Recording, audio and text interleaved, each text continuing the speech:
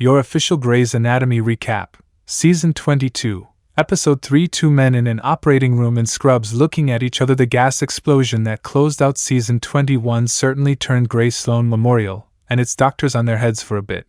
But 3 episodes into Season 22, it feels like Grey's Anatomy is back to business as usual. Of course, for this show, business as usual means risky surgeries, angsting over heartbreak, and finding a way to exude sexual tension even while in an or with another human being's body cut open in front of you. Oh, and also, apparently, shaking down car salesmen. Yup, just a regular Thursday in fictional Seattle. Let's talk. Between two lungs. Everybody, just breathe. Meredith's new work setup, in which she'll be spending summers operating in Seattle, also means that for a few months every year, Grey Sloan is gaining the services of world-class transplant surgeon Nick Marsh. These little cuties are a package deal. At the moment, Nick has a 6-year-old patient named Ryan with bronchiolitis obliterans. He's desperately in need of new lungs and has been sitting around on ECMO for what's now becoming a risky amount of time. Nick knows that simply hoping for a match from a deceased donor, the typical standard of care here, doesn't give Ryan much of a chance. Instead, Nick wants to perform a bilateral lung transplant from 2 living donors, Ryan's dads, Stephen and Vivek.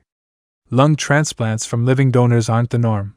This is cutting edge and comes with some major risks. Even though Stephen and Vivek would each be giving up only the lower lobe of one of their lungs, they'd have diminished breathing capacity for life and could suffer infections or strokes. It's not some simple procedure. Still, even after Winston voices some major concerns, and he and Meredith go back to Ryan's parents to make sure they understand what the risks are, both Stephen and Vivek couldn't be more adamant that they want to do whatever gives them the best shot to save their son. Vivek, especially, is moved to tell his doctors that he has zero hesitation. He entered Stephen's and Ryan's lives when Ryan was only 2, and now he can't imagine his life without his son. It's very sweet and is a nice reminder of what they're working toward. As Nick says over and over, this surgery is about saving an entire family. Winston still isn't so sure this is the best course of action. He's nervous. Jules catches him ahead of go time getting hyped up with his little pre-surgery playlist. Release the playlist, Grays. But it turns out that isn't actually what gets Winston in the right headspace to save Ryan. The real push he needs comes from Jules. She's surprised to hear that her attending has so much humility and, to be honest, so many insecurities when it comes to his skills as a surgeon. Most surgeons have real god complexes. We know this. We've watched 22 seasons of Grey's Anatomy. She thinks that humility is what makes him such a good doctor. He's not looking to show off. He is there to give his patients the absolute best care he can. This means that when he hits an obstacle, he always finds a way through. As far as pep talks go, it's not a bad one. Although if these two are attempting to defuse the sexual tension between them, this is not the way as it happens. Jules' words portend what's to come the moment Ryan, Stephen, and Vivek are put under for their surgeries.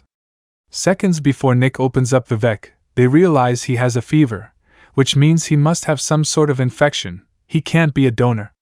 Not today, at least. The bigger problem arises when Nick goes to tell Winston, who is in charge of Ryan's surgery, that they need to call it off. Winston already took Ryan off ECMO, and he doesn't think someone as young as Ryan could survive being put back on it. There's no good way out of this until, well, what if they cut Stephen's one lobe into 2 pieces and fit those into Ryan to act as his lungs? It all comes down to Winston, king of lungs. Can he do it? He does some quick math right there in the OR with everyone watching him, which, honestly, is more impressive than anything else I've ever seen in all 450 episodes of this show.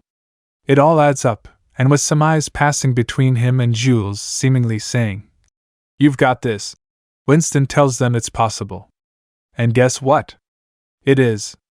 Once again, Winston's skills save the day, and Ryan's life. Later, he thanks Jules for her pep talk with a bashful, flirty face that screams something is going on here. Feelings are being felt. At least, it screams those things to Simone, who is now totally onto them. Thank God it's not just us and Weber anymore. There's another cute effect thanks to Ryan and his family. Aside from assisting with multiple lung transplant surgeries, Meredith is spending the day bugging Nick about something Boyd Bailey confided in him. It doesn't matter how much Meredith tries, Nick refuses to break Boyd Bailey's trust.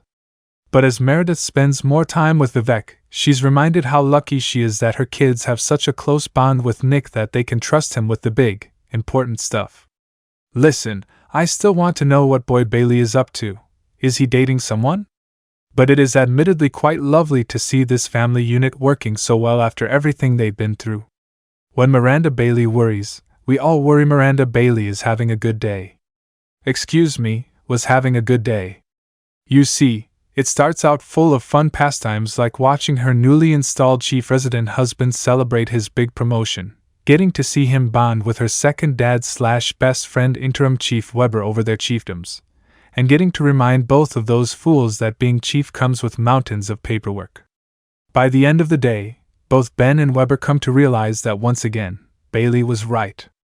But that's about as good as the day gets for Miranda Bailey. Not long after, one of Bailey's patients, who is about to undergo chemotherapy for stage 2 gastric cancer, arrives at Grace Sloan in an ambulance after getting in a car accident. Katie has some internal injuries and will need a splenectomy, and while this will certainly push back her chemo treatments, over and over again Bailey reminds her that the only time she should start to worry is once Bailey looks worried. Bailey does not look worried yet. Well, to be fair, she looks kind of worried, but that's less about Katie and more about the obvious tension between her two residents Lucas Adams and Wes Bryant. At the start of the shift, a still quite sour Lucas finally says out loud what all of his curt answers and eye rolls have been screaming at Wes. I'm angry at you because you slept with my girlfriend. Of course, when Wes goes to Simone and tells her she should have at least given him a heads up, she clears up the situation. She didn't cheat. She and Lucas were not together when she and Wes found themselves tangled up in the bathroom at Joe's. Lucas is just taking this hard. Some may call him unreasonable. Some may have other choice words for the way this full-grown adult is acting. This, of course, only makes things more tense between Lucas and Wes and only makes Bailey's job harder. Eventually, she has to separate the two, and while in surgery, she sends Wes on an errand, relegates Lucas to retractor duty, and reminds the troubled second-year resident that his emotions have already gotten him kicked out of the OR once this year. He needs to get it together. Lucas doesn't have time to defend himself because the moment he looks down at Katie's liver, he notices tumors growing on it. Her cancer has spread. When Katie wakes up from her surgery, she doesn't even need Bailey to tell her the news. She can see it all over her doctor's face. Bailey is very, very worried. They'll need to run some additional tests so they can restage Katie's cancers, but it does not look good. Now, that's a bad day for everyone involved. Hey, at least by the end of the shift, Bailey can see her words to Lucas getting through. He sets aside his feelings to actually start teaching the intern. That's some kind of win. Speaking of bad days, Quan really makes a mess of things with his new plastics fellow Kavita Mohanty, played by newcomer Anita Kalathara, doesn't he? Quan's riding high. He believes he's finally figured out his specialty, and he's going to be on the new Plastics Fellows service that day. To make things even better, he gets to put a new intern in her place to start off the morning, even better than a cup of coffee. It's not long, however, before Quan realizes that the intern he told off is actually the new Plastics Fellow, Dr. Mohanty. I'm sorry to tell you that things don't get better from there. He repeatedly makes her day harder, messes up with their patients, and by the end of the shift, the only advice she has for him about how to make things better is to stop talking. That's going to be a tough first impression to